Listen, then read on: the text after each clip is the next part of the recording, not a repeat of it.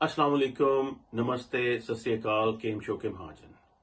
आज मैं आपसे एक बात करना चाहता हूँ, वो ये है कि कोविड सिचुएशन जो है वो इस मुल्क में और पूरी दुनिया में 1 साल से ज्यादा हो गया है और इसका कोई ऐसा हल नहीं निकल रहा कि जिससे हम इस पे काबू पा सकें। और अब ये है कि जो हमारे पास एक अपॉर्चुनिटी है कि जो वैक्सीन इस वक्त मौजूद है वो लेना इस वक्त बहुत जरूरी है। आप उससे अपने आप को, अपने इर्द गिर्द के लोगों को, अपनी फ्रेंड्स और फैमिली को, सबको बचा सकते हैं।